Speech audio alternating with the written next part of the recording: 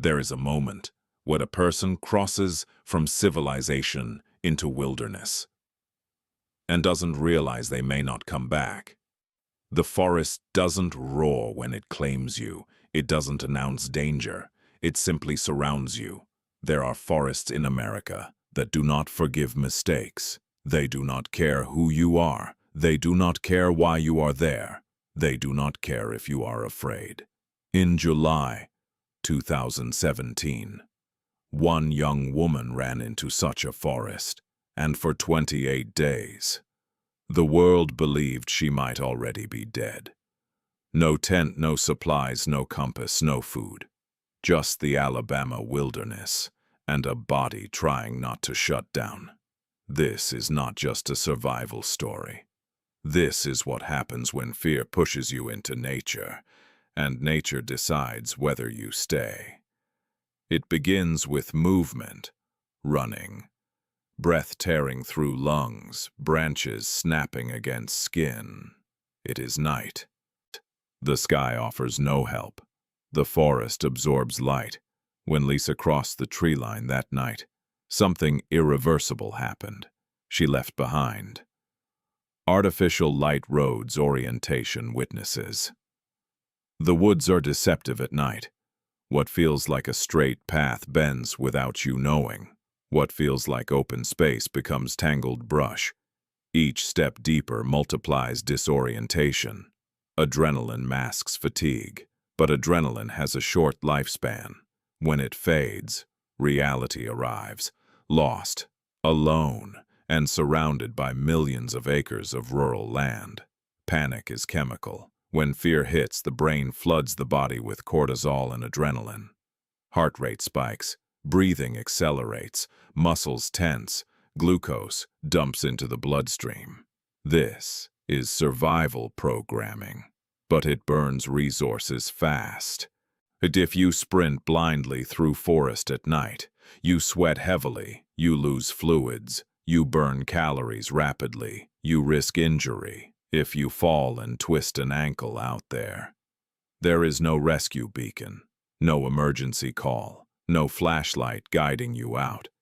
That first night likely cost her enormous energy, and in survival, energy equals time. Dawn breaks, but dawn in Alabama summer is not gentle. The humidity settles before the sun rises fully. Cicadas begin screaming. The air thickens. Morning light reveals reality. There are no buildings, no visible roads, no clearings. Just trees layered upon trees. Pine, oak, sweet gum. Underbrush, thick enough to tear clothing. She likely assessed quickly. No phone signal. No clear direction. No supplies. The instinct is to walk. Movement feels productive. But in dense woodland, random movement can trap you deeper. But every step must push through brush. Every mile feels like 5, and thirst is already beginning. The body loses water constantly, through sweat, through breath, through urination. In 90-degree humid heat, fluid loss accelerates dangerously. Within hours, lips dry, headaches, skin flushes, heart works harder. Within 24 hours without water. Dizziness, confusion, muscle weakness. Without intervention, kidneys begin to fail. Lisa reportedly survived by collecting rainwater and drinking from natural sources. But here is what that means in practice. Waiting for storms, watching the sky, listening for thunder as if it were rescue. Rain in survival is not inconvenience, it is life.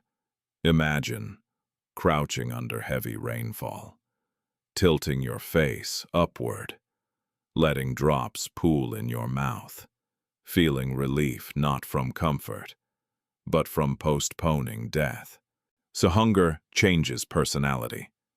At first it is discomfort, then irritability, then obsession. Your brain begins to think about food constantly. By day 5, glycogen stores are gone. The body switches to ketosis, burning fat. Fatigue deepens, movement slow. Lisa reportedly ate berries and possibly wild plants. But consider the risk. Southern forests contain pokeweed, deadly nightshade, poisonous fungi berries that resemble edible species. One mistake causes vomiting. Vomiting causes fluid loss. Fluid loss causes collapse. Eating unknown plants is gambling with biology. Yet starvation forces risk assessment under pressure. Every berry eaten is a calculated hope. There is something uniquely exhausting about constant insect attack.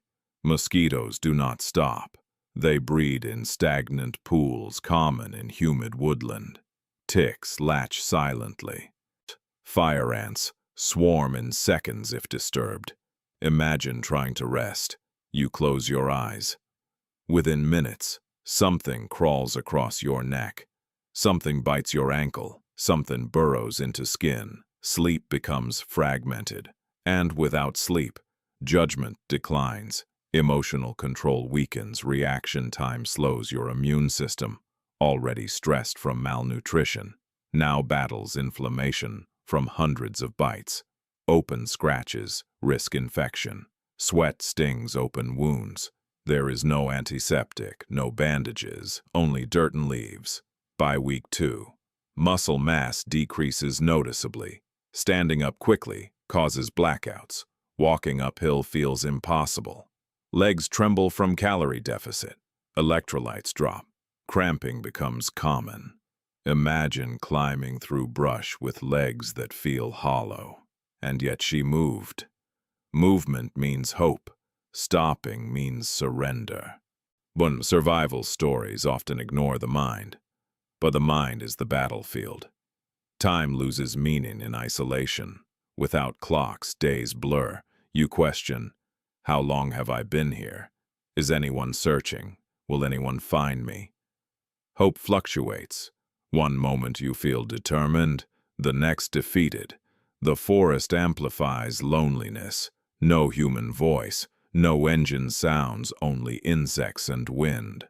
Some survivors report talking aloud just to hear a human sound. The mind needs connection. Without it, despair creeps in. What kept her going? We cannot fully know. Faith, instinct, fear of dying. But something overpowered surrender. Alabama woodland includes swampy lowlands, standing water, mud that pulls at your legs. Crossing swamp terrain while weak is dangerous. Slip, fall, injure, and infection becomes likely. Storms bring water, but also lightning and falling branches. Heavy rain chills the body despite heat. Wet clothes increase skin breakdown. Trench foot can develop in prolonged moisture exposure. Blisters form. Every step becomes pain management.